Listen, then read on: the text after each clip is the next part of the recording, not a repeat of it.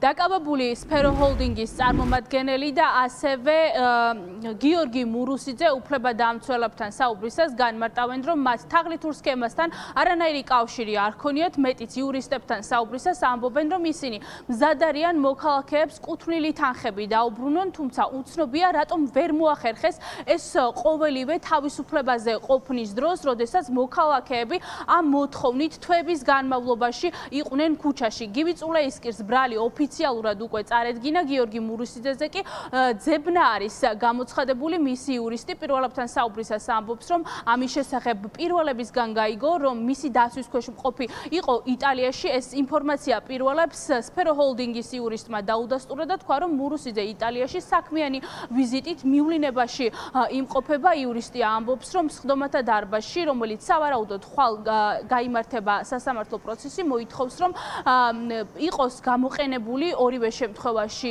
გირაო პატიმრობის ნაცვლად, რადგან ადვოკატის განმარტებით ძალიან მნიშვნელოვანია, რომ სფერო ჰოლდინგის წარმომადგენლები იყვნენ თავისუფლებაზე, რადგან მოახერხონ მოქალაქეებისთვის კუთვნილი თანხების დაბრუნება. ჩემი დასაცავი პირი თავს არ არიდებს იმ ნაკისრი ვალდებულებების შესრულებას, რომელიც მას აქვს მოქალაქეთა წინაშე, შესაბამისად ეტაპობრივად დააკმაყოფილებს, როგორც ჩემთვისაა ცნობილი, თითოეულ დაზარალებულის ინტერესი. ბრალდების მხარე სასამართლოს მიმართავს აკვეთი ღონისძიების კონკრეტული სახის გამოყენებაზე და ჩვენი პოზიცია ამასთან მიმართებით იქნება ბუნებრივია შუამდგომლობა გირაოს გამოყენების მხრივ, ვინაიდან მისი თავისუფლებაზე ყოფნა გულისხმობ დასაცავ პირს და ასევე სხვა პირებს, რომლებიც პასუხისმგებაში არიან მიცემული, ხელს შეუწყობს, რომ დაჩქარდეს ეს ეტაპი და დროულად ისევ და ისევ თითოეულმა დაზარალებულმა შეძლებს დაგვარად მიიღოს ის თანხები, რაც მაგალითად ამ საქმიანობაში ჩადეს მათ. რაც შეეხება სფერო ჰოლდინგის მიერ დაზარალებულ მოქალაქეებს, ადამიანები უკვე თვეებია, რაც ქუჩაში დგანან, ითხოვენ დახმარებას და ამბობენ, რომ მკურნალობისთვის განკუთვნილი თანხებიც კი ბოლო თეთრები სწორედ სფერო ჰოლდინგში ჩადეს.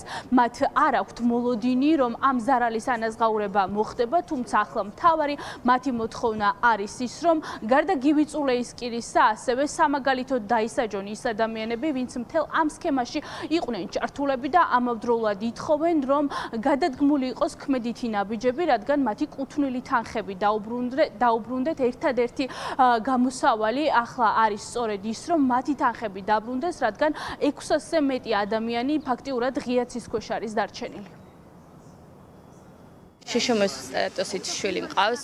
თურქეთში ვიყავი 3 თვის განმავლობაში, ოპერაციები ზედიზედ უკეთდებოდა.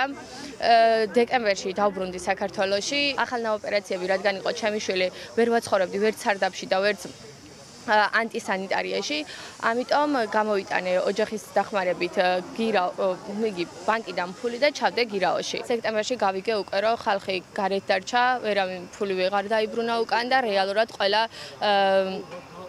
ეზოშია, ზოგი ვის შეუსახდა, ზოგი ვის, ამიტომ მე იანვრამდე კი მაქვს დარჩენილი ჯერჯერობით დრო, მაგრამ იანვარში საწავიდე მცირეწლოვან შვილთან ერთად ვრჩები გარეთ. მოვითხოვთ ეხლა ისევ, რომ რაც შეიძლება სწრაფად მოიყვანონ მურუსიძეც და აგოს პასუხი იმ ყველაფრისათვის. მოვითხოვთ, რომ ყველა დაისაჯოს და ჩვენი თანხები ამოვიღოთ.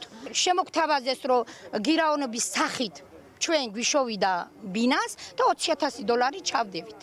მაგრამ რეკლამები ქონდათ გაკეთებული, რომ ცნობილი სახეები იყვნენ გამოსულები და დავწუნდით, რომ არ იყო მათყუ არა.